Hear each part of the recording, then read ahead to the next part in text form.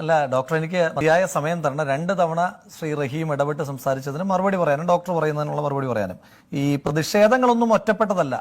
അത് കോൺഗ്രസിന്റെ മാത്രം പ്രതിഷേധങ്ങളെ ഡോക്ടർ കാണുന്നുള്ളെങ്കിൽ ഡോക്ടർ സ്ഥിരമായി കൈരളി ചാനൽ മാത്രമേ കാണുന്നുള്ളൂ എന്നാണ് ഞാൻ സംശയിക്കുന്നത്. കാരണം 24 കണ്ടു കഴിഞ്ഞാൽ അവിടെ കുറ്റ്യാടിയിലെ പ്രതിഷേധം നടന്നത്, CPM സ്ഥാനാർത്ഥികളെ പ്രഖ്യാപിച്ചതുമായിട്ട് ബന്ധപ്പെട്ട് കുറ്റ്യാടി, റാന്നി, LDF സ്ഥാനാർത്ഥികളെ പ്രഖ്യാപിച്ചതുമായിട്ട് ബന്ധപ്പെട്ട് കോങ്ങാട്, ഇരിങ്ങാലക്കുട, പൊന്നാനി, കൊട്ടാരക്കര, ചടയമംഗലം, പൊന്നാനി, ലക്ഷങ്ങൾ തട്ടിയ ലതിക എന്ന് പറഞ്ഞിട്ട് മുദ്രാവാക്യം വിളിച്ച കുറ്റ്യാടിയിലെ പ്രകടനമൊക്കെ കാണാതെ പോകുന്നത് ഞാൻ നേരത്തെ ആശങ്കപ്പെട്ടതുപോലെ കൈരളി മാത്രം കാണുന്നത് കൊണ്ടാണോ? ഡോക്ടർ അങ്ങനെ ചെയ്യുന്ന ഒരാളാണ് എന്ന് ഞാൻ വിചാരിക്കുന്നില്ല. പിന്നെ കോൺഗ്രസിന്റെ ഏതെങ്കിലുമൊക്കെ സ്ഥാനാർത്ഥികൾ മാറുമ്പോൾ അല്ലെങ്കിൽ ചില മണ്ഡലങ്ങൾ മാറുമ്പോഴും ഒക്കെ വൈകാരികമായ പ്രകടനങ്ങൾ ഉണ്ടാകുന്നത് ആളുകൾക്ക് കോൺഗ്രസ്സുകാരോട് ഭയപ്പെടേണ്ട കാര്യമില്ല. വൈകാരികമായ ബന്ധമുണ്ട്. ഇവിടെ ഉമ്മൻചാണ്ടി, ഇവിടെ ശ്രീ റഹീമിനെ പോലെ ഒരാള് അദ്ദേഹത്തിന്റെ ഫേസ്ബുക്ക് പോസ്റ്റ് പറഞ്ഞു, ഞാനത് പരാമർശിക്കാതെ പോയതാണ്, പോട്ടെ. ശ്രീ ഉമ്മൻചാണ്ടി പുതുപ്പള്ളി മാറുകയാണ് എന്നൊരു വാർത്ത അന്തരീക്ഷത്തിൽ പ്രചരിക്കുമ്പോൾ അവിടെ പുരപ്പുറത്ത് ആളുകൾ കയറും. അതിൽ അസൂയപ്പെട്ടിട്ട് കാര്യമില്ല. ശ്രീ റഹീമിന് സീറ്റ് കിട്ടിയില്ലെങ്കിൽ പുരപ്പുറത്ത് പോയിട്ട് കളിയിലിന്റെ മണ്ടയ്ക്ക് പോലും ഒരാൾ കയറാത്തതിനകത്ത് എന്നെയോ എന്റെ പാർട്ടിയോ കുറ്റം പറഞ്ഞിട്ട് വല്ല കാര്യമുണ്ടോ? പിന്നെ ഇതെ കാണുമ്പോൾ നിങ്ങൾക്ക് അസൂയ തോന്നുവന്നേ. ഞാൻ വെല്ലുവിളിച്ച് ചോദിക്കാൻ ആഗ്രഹിക്കുന്നു, ധർമ്മടത്ത് നിന്ന് പിണറായി വിജയൻ മാറിയാൽ ആ കമലയിടത്തെയും കൊണ്ടെങ്കിലും നിങ്ങൾക്കൊന്ന് കരയിക്കാൻ കഴിയുമോ? ഒരൊറ്റ കുഞ്ഞ് കരയത്തില്ലെന്നേ. പിണറായി വിജയനുമായി ഉമ്മൻചാണ്ടിയുമായി ബന്ധപ്പെട്ട കരച്ചിൽ എന്ന് പറയുന്നത് സ്നേഹത്തിന്റെ കരച്ചിൽ. അവിടുന്ന് പോയ ആളുകൾക്ക് വിഷമമുണ്ട്. പക്ഷെ പിണറായി വിജയനെ ഓർത്ത് കരയുന്ന രമ തൊട്ട് മഹിജ വരെയുള്ള ഒരു പറ്റം അമ്മമാരുടെ കണ്ണീര് മാത്രമേ നിങ്ങൾ കണ്ടിട്ടുള്ളൂ, കേട്ടിട്ടുള്ളൂ, ശീലിച്ചിട്ടുള്ളൂ. അതുകൊണ്ടാണ് മറ്റു കണ്ണീരുകളൊക്കെ കാണുമ്പോൾ നിങ്ങൾക്ക് ഇത്ര വലിയ ബുദ്ധിമുട്ട് തോന്നുന്നത്. പിന്നെ കണ്ണീരൊക്കെ പ്രഹസനമാണോ എന്ന് TV രാജേഷിനോട് ചോദിച്ചാൽ മതി. നിയമസഭയുടെ വാതിൽക്ക് നിന്ന് അദ്ദേഹം കരഞ്ഞത് ഞങ്ങൾ എല്ലാവരും കണ്ടതാണ്. അങ്ങയുടെ തന്നെ പാർട്ടിയിൽ അങ്ങേക്ക് മുമ്പ് അങ്ങയുടെ സംഘടനയെ നയിച്ചയാളാണ്. പിന്നെ അങ്ങ് ഈ തിരുവനന്തപുരമാണ്, കോർപ്പറേഷനാണ് എല്ലാം എന്ന് പറയുമ്പോൾ തിരുവനന്തപുരം ലോക്സഭ 2014-19 കണക്കുകൾ അങ്ങെടുത്തൊന്ന് പരിശോധിക്കണം. 2014 തെരഞ്ഞെടുപ്പിൽ UDF ഉണ്ടായിരുന്നത് 34.9% വോട്ടുകൾ, LDF ഉണ്ടായിരുന്നത് 28.5% വോട്ടുകൾ, BJPക്കുള്ളത് 32% വോട്ടുകൾ. അവിടുന്ന് 2019 എത്തുമ്പോൾ UDF 41% വോട്ട് പിടിച്ചപ്പോഴും BJP 31.3% വോട്ട് പിടിച്ചു. എന്താണെന്നറിയാമോ? നിങ്ങളുടെ LDF ഉണ്ടല്ലോ 25% ചുരുങ്ങി. ബാക്കി എവിടെ പോയെന്ന് ചോദിച്ചാൽ അടങ്കലോടെ BJPയിലേക്ക് പോയി എന്നാണ് അതിന്റെ മറുപടി.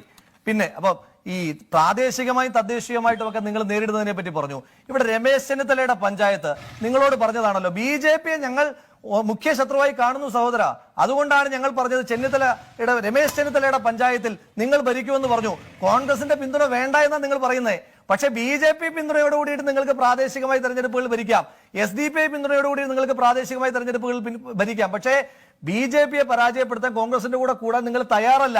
അത് ഞങ്ങളുടെ കുഴപ്പമാണോ?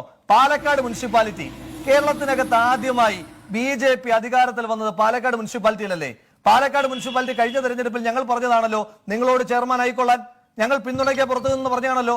പാലക്കാട് മുനിസിപ്പാലിറ്റിയിലേക്ക് ആദ്യമായി BJP അധികാരത്തിലേക്ക് വരാനായിട്ടുള്ള കാരണം ആരാണ്? ഡോക്ടർ അരുൺ മലമ്പുഴയെ പറ്റി പറഞ്ഞല്ലോ. താങ്കളുടെ വാദം തന്നെ താങ്കളുടെ തന്നെ ബ്രേക്കിംഗ് ന്യൂസിൽ പൊളിഞ്ഞും പോയല്ലോ. അപ്പൊ ഡോക്ടർ അരുൺ താങ്കൾ തന്നെ പറയൂ, ആ മലമ്പുഴയിൽ നിന്ന് എത്ര ദൂരമുണ്ട് പാലക്കാട് മുനിസിപ്പാലിറ്റി? പാലക്കാട് മുനിസിപ്പാലിറ്റിയിൽ BJP ഭരിക്കാനായിട്ടുള്ള ഉത്തരവാദിത്വം കോൺഗ്രസിന്റേതാണോ? അത് CPMന്റേത് മാത്രമാണ്. പിന്നെ ഇവിടെ ആര്യ രാജേന്ദ്രനെ, ഏറ്റവും ചെറുപ്പക്കാരിയായ ആളെ ഇവിടെ നിങ്ങൾ കോർപ്പറേഷൻ മേയർ ആക്കിയ കഥയൊക്കെ പറഞ്ഞു.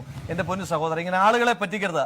ആര്യ രാജേന്ദ്രൻ കോർപ്പറേഷൻ മേയർ ആകുന്ന സാഹചര്യം എന്ന് പറയുന്നത്, നിങ്ങളുടെ കോർപ്പറേഷൻ മേയർ സ്ഥാനാർത്ഥിയായിരുന്ന ഒന്നാമത്തെ ആളും തോറ്റുപോയി, രണ്ടാമത്തെ ആളും തോറ്റുപോയി, മൂന്നാമതായിട്ട് വന്നത് ആരാ? അവിടെ 4 തവണ ജയിച്ച ഷാജിദ നാസർ. BJPയെ പ്രതിരോധിക്കുമെന്നാണല്ലോ നിങ്ങൾ പറഞ്ഞത്. BJPക്കാരെ വിലക്കിയത് കൊണ്ട്, സംഘപരിവാർ അജണ്ടകൾക്ക് വിരുദ്ധമായതുകൊണ്ട് ഒരു ന്യൂനപക്ഷ അംഗം തിരുവനന്തപുരം കോർപ്പറേഷൻ മേയർ ആകാൻ പാടില്ല എന്നുള്ളത് കൊണ്ട് ആര്യ രാജേന്ദ്രനെ വെച്ചത്. അത് വലിയ വിപ്ലവമാണെന്നൊന്നും പറയണ്ട.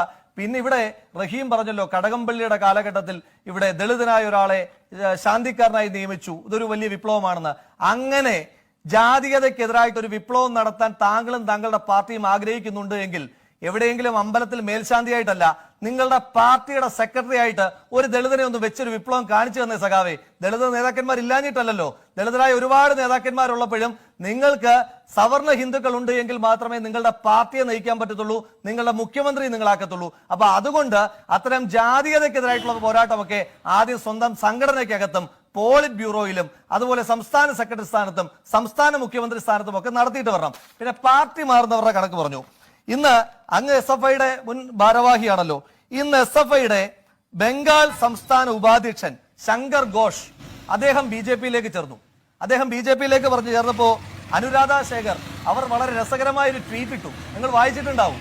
അവർ പറഞ്ഞു, ഞാൻ കോളേജിൽ പഠിക്കുമ്പോൾ BJP-ക്കെതിരായിട്ട് പോരാട്ടം നടത്താൻ SFI കൊണ്ട് മാത്രമേ കഴിയുള്ളൂ, അതുകൊണ്ട് എന്നെ SFI-യിലേക്ക് ക്ഷണിച്ച ആൾ അതാണ്ട് BJP-യിൽ പോയി നിൽക്കുന്നെന്ന് പറഞ്ഞു. ഇതാ നിങ്ങളുടെ അവസ്ഥ. പിന്നെ വിജയൻ തോമസും പന്തളം പ്രതാപനെയൊക്കെ പറ്റിയൊക്കെ പറഞ്ഞപ്പോൾ ഞാൻ ഒരുപാട് ചർച്ചകളിൽ പറഞ്ഞു മടുത്ത പേരാ. പിന്നെ നിങ്ങൾ ഈ കേരളത്തിൽ ഏതെങ്കിലും ഒരു പാർട്ടിയിൽ നിന്ന് ഒരാൾ BJP-യിലേക്ക് പോകുന്നത് ആഘോഷിക്കേണ്ടുന്ന കാര്യമല്ല, ചിന്തിക്കേണ്ടുന്ന കാര്യമാണ് എന്ന് വിചാരിക്കുന്നതുകൊണ്ടാണ് ഞങ്ങൾ ആദ്യം പേര് പറയാൻ മടിക്കുന്നത്. നിങ്ങൾക്ക് ജ്യോതിസിനെ അറിയാമോ? സഖാവ് ജ്യോതിസിനെ. താങ്കളോ ഞാനോ ഇന്നത്തെ ദിവസം വരെ പഞ്ചായത്ത് പ്രസിഡന്റ് ആയിട്ടില്ലാത്ത ആളുകളാണ്. പക്ഷേ നിങ്ങളുടെ പാർട്ടി പഞ്ചായത്ത് പ്രസിഡന്റ് ആക്കിയ ആളാണ് ജ്യോതിസ്. ആ ജ്യോതിസ് അരൂരിലെ നിങ്ങളുടെ സ്ഥാനാർത്ഥി പട്ടികയിൽ ഉണ്ടായിരുന്നു. ആ സ്ഥാനാർത്ഥി പട്ടികയിൽ ഉണ്ടായിരുന്ന ജ്യോതിസ് ഒന്നും അല്ലെങ്കിൽ പന്തളം പ്രതാപനും വിജയൻ തോമസും ഒക്കെ രാജിവെച്ചല്ലേ സാർ BJP-യിലേക്ക് പോകുന്നത്? CPM-ൽ നിന്ന് രാജിവെക്കാതെ നിങ്ങൾ പിന്നെ കാണുന്നത്, നിങ്ങളും ഞങ്ങളും ഒരുമിച്ചല്ലേ വാർത്ത കാണുന്നത്? ജ്യോതിസ് താണ്ടെ ചേർത്തലയിൽ NDA-യുടെ സ്ഥാനാർത്ഥിയായിട്ട് നിൽക്കുന്നു. അപ്പോഴും താങ്കൾ ഞങ്ങളുടെ കുറ്റം പറയാതെ നിങ്ങളുടെ പാർട്ടിയിൽ സീറ്റ് കിട്ടാത്ത ആളുകളെ ആദ്യം ഒന്ന് പിടിച്ചു നിർത്തുന്ന പാർട്ടിയിൽ മിനിമം അവരോട് ഗഗൻ മർമുമാരാകാതിരിക്കാൻ പറ. ഗഗൻ മർമു ആയിരുന്നു ഇങ്ങനൊരു മാതൃക കാണിച്ചത്. എന്താ? രാജിവെക്കാതെ അദ്ദേഹം MLA ആയി തെരഞ്ഞെടുക്കപ്പെട്ട് രാജിവെക്കാതെ പാർലമെന്റ് മെമ്പറായി BJP-ക്ക് വേണ്ടി മത്സരിച്ചു. ആ ചരിത്രം ജ്യോതിസിലൂടെ കേരളത്തിൽ ആവർത്തിച്ചുകൊണ്ടിരിക്കുക. ഇവിടെ ശ്രീ അരുൺ, ഡോക്ടർ അരുൺ, താങ്കൾ പറയണം, കേരളത്തിൽ ആദ്യമായി ഒരു MLA BJP-യിലേക്ക് പോയത് ഏത് പാർട്ടിയിൽ നിന്നാ? അൽഫോൺസ് കണ്ണന്താനം കോൺഗ്രസ് ആയിരുന്നോ?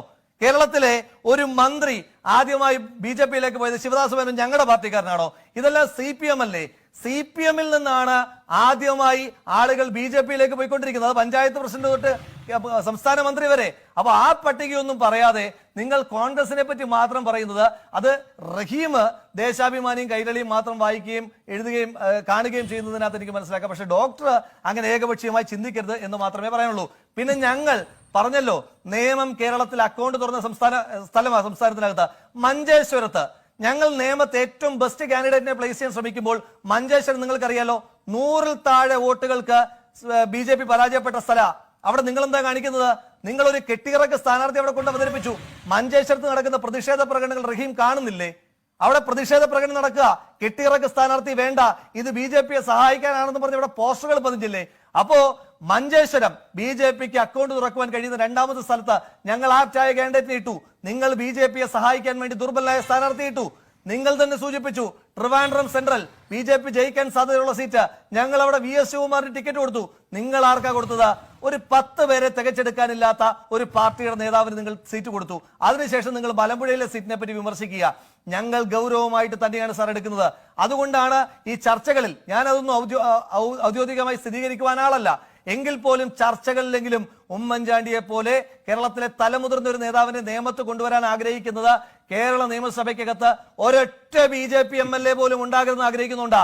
ഒരു RSS അനുകൂലിയായ RSS പ്രത്യയശാസ്ത്രങ്ങൾക്കൊപ്പം നിന്ന് താളം വിടുന്ന ഒരാൾ ഉണ്ടാകാതിരിക്കാൻ വേണ്ടിയാണ് ഞങ്ങൾ ധർമ്മടത്തും ശക്തമായ മത്സരം ഇടുന്നത്. അപ്പൊ അതുകൊണ്ട് ഞങ്ങൾ നിയമത്ത് ഉമ്മൻചാണ്ടി പ്രതിഷ്ഠിക്കും, ചിലപ്പോൾ പ്രതിഷ്ഠിക്കും. പക്ഷേ റഹീമിന്റെ പാർട്ടി കഴിഞ്ഞ തവണ 15,000 വോട്ടിന്റെ സ്വിംഗ് വാദങ്ങളെല്ലാം വളരെ ശക്തമാണ്. അത് റഹീമിനുള്ള കൗണ്ടറിന് തന്നെയാണ്. റഹീമാണ് അതിന് മറുപടി പറയേണ്ടത്.